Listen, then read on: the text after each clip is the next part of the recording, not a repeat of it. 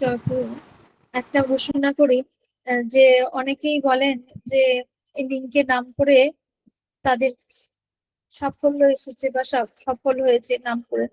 একজন মা আজকে বলেছিলেন যে এই যারা উপকার পেয়েছে নাম করে, তারা যদি বলেন আমি লিখে রাখবো বা তাদেরকে একদিন করে আহ বললে যে তাদের কি উপকার হয়েছে, তারা যদি 2 মিনিট করে বলেন, তাহলে অনেক মানুষ প্রেরণা পাবে। সেগুলো তাদের ডিপি ওয়ার্কেরও সাহায্য করবে। সেই জন্য আপনাদের কাছে বলা রইলো যে যারা যখন নিবেদন নিবেদন করবেন, সেটা যদি সফল হয়, আপনারা যদি বলেন, তাহলে আমি পরপর ডেকে নেব উম, একদিন করে। তাহলে তারাও অনেক মানুষ প্রেরণা পাবে। জয় গুরু সবাইকে। ভাগো, দুবার আমার ভালো হয়েছে। জয় গুরু।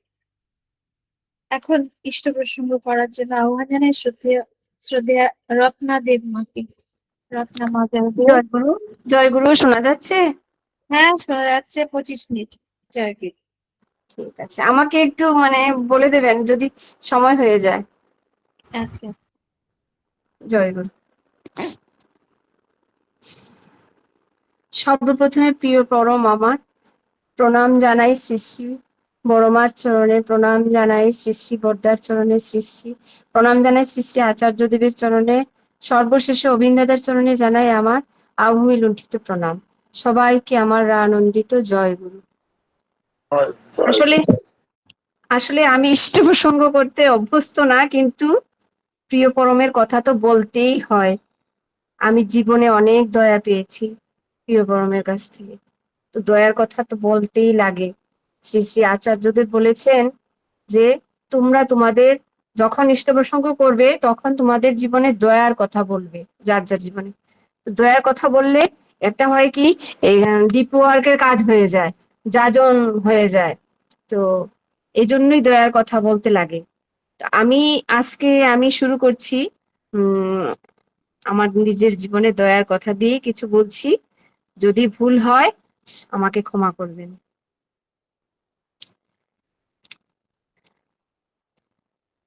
আসলে আমার বিয়ে হয়েছে 2012 সালে।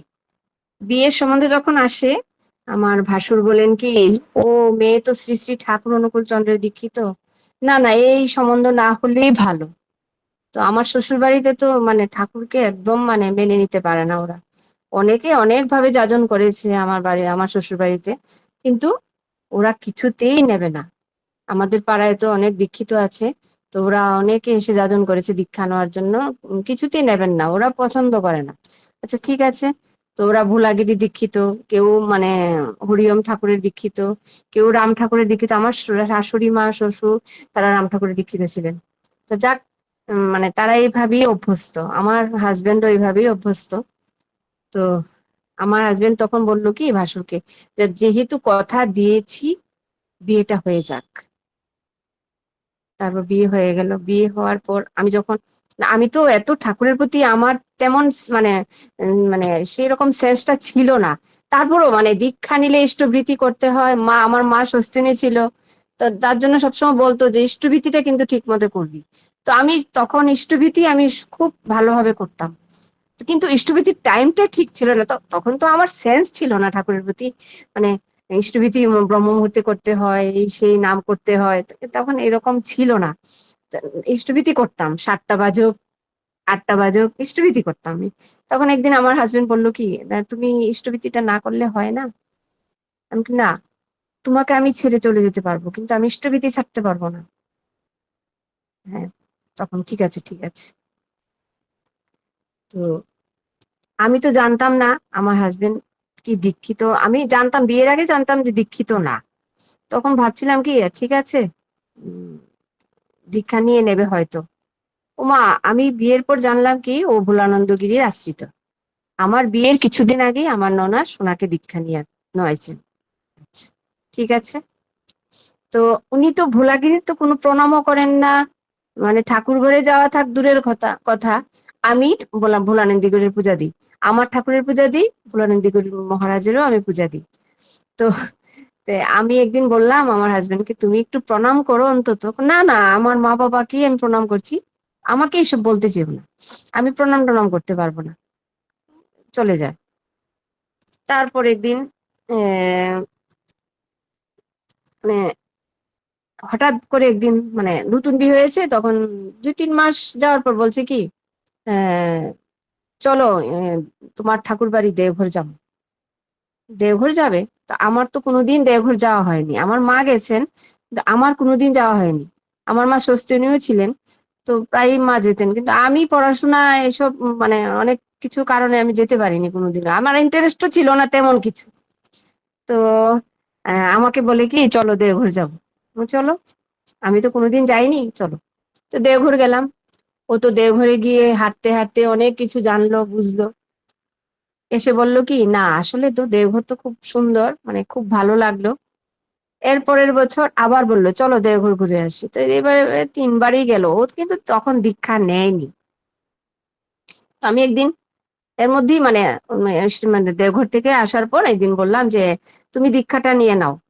এই একদম না, সাবধান, তুমি আমাকে আর কোনোদিন এসব বলবে না, আমি কিন্তু ভোলানন্দগিরির দীক্ষিত। আমি বলছি, ঠিক আছে ঠিক আছে, আমি আর বলবো না। তো আমার একজন দাদা বলতো একদিন, ভাই তুই দীক্ষাটা নিয়ে নে। না না না, জয়গুরু জয়গুরু, আমি দীক্ষা নিতে পারবো না, আমার দীক্ষা হয়ে গেছে। এই তুমি কিন্তু আমাকে কোনোদিন আর বলবে না। ঠিক আছে, বলবো না তো। তো ঠিক আছে, আর বলি না। 2019-এ আমার মা অসুস্থ।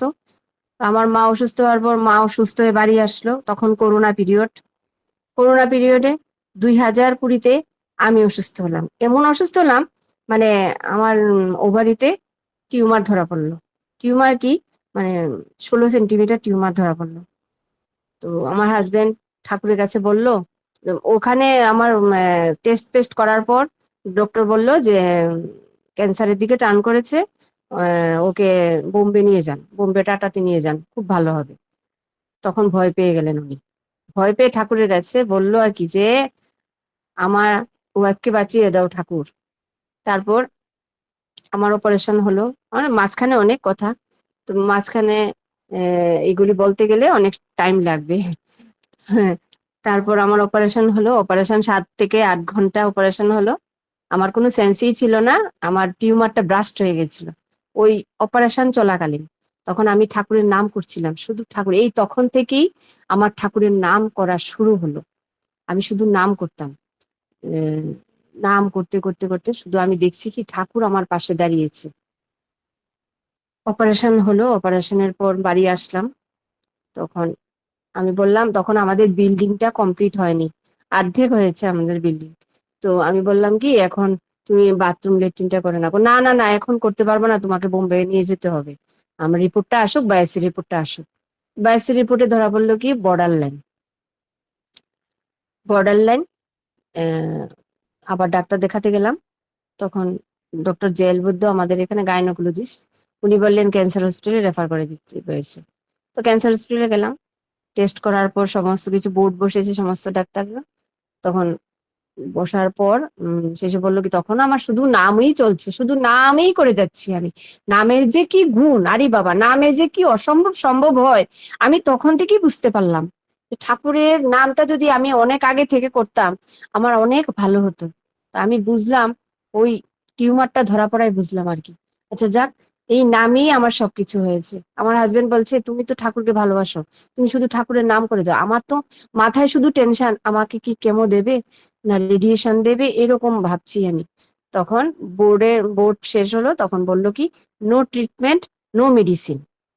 ওরে বাবা, বছরে একটা সোনোগ্রাফি করতে হবে, আর 3 মাস পর পর CA 125 এটা টেস্ট করতে হবে, ক্যান্সারের টেস্ট। ঠিক আছে, চলে আসলাম বাড়িতে। আমার হাজবেন্ড একদিন এসে বললো কি আমি দীক্ষা নেব। হঠাৎ তুমি দীক্ষা নেবে? হ্যাঁ আমি দীক্ষা নেব। ওই আমাদের পাড়ায় একজন দাদা আছে, ওই দাদার বাড়িতে গিয়ে দীক্ষা নিয়ে নিলেন। দীক্ষা নেওয়ার পর ওনার চাকরি, ওনার সবকিছু দীক্ষা নেওয়ার পর, মানে আমি শুধু ঠাকুরের কাছ থেকে শুধু দয়াই পেয়ে যাচ্ছি, একের পর এক দয়া পেয়ে যাচ্ছি। মানে কি বলবো, আমি এই শর্মিষ্ঠাদির লিঙ্কে ঢুকে আমি শুধু নাম যে কি শিখলাম, আমি নাম ধ্যান জিনিসটাই শিখলাম এই শর্মিষ্ঠাদির লিঙ্কে ঢুকে। নাম ধ্যান আগে কিছুই বুঝতাম না আমি। ঠিক আছে, অপারেশনের সময় আমাকে মা বলতো, আমার হাজবেন্ড বলতো তুমি নাম করো, শুধু নাম করো, নামই করতাম।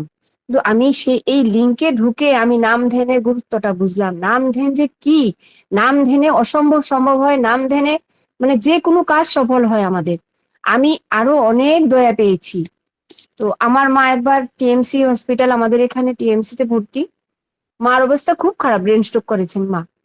আমি শর্মিষ্ঠাদির লিঙ্কে SMS করলাম যে আমার মার তো এরকম এরকম খুব খারাপ অবস্থা। ঠিক আছে, নাম হয়েছে। এই নামে আমি তো ঘরে নাম করেছি, আবার সেই মার নামে নাম হয়েছে। মা তো প্রায় 10 দিনের মধ্যে মা সুস্থ হয়ে বাড়ি ফিরে এলো। কত দয়া!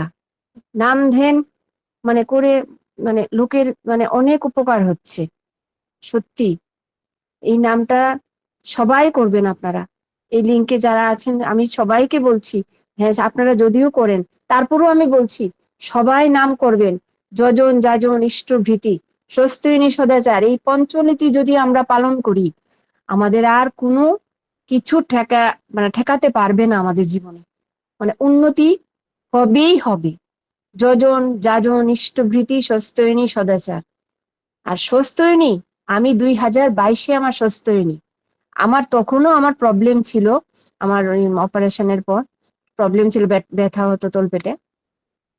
আমি যখন স্বস্তিনী নেব তখন আমার ঘরে শিং মাছ এনেছে আমার হাজবেন্ড, যে আমাকে শিং মাছের ঝোল খাওয়াতে হবে, অপারেশন হয়েছে সবে মাত্র।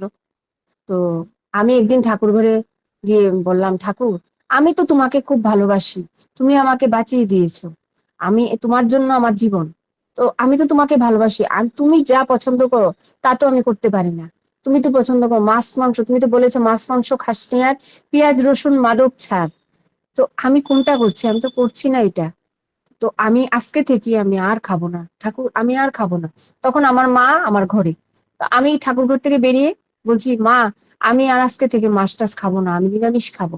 আমার হাজবেন্ড দৌড়ে এসে বললো, কি বলছো তুমি? তোমার জন্য আমি এত মাছ নিয়ে এসেছি, যে প্রত্যেক দিন তোমাকে বলেছে যে শিং মাছের ঝোল খাওয়াতে হবে। আমি বললাম যে না, আমি আর মাছ খাবো না, যা হবার হবে, মরে গেলে মরে যাব, আমি আর মাছ খাবো না, আমি স্বস্তিনী নেব। এবার দেওঘরে গিয়ে আমি স্বস্তিনী নেব। তখন করোনা পিরিয়ড চলছে, করোনা পিরিয়ড মানে সমাপ্তি।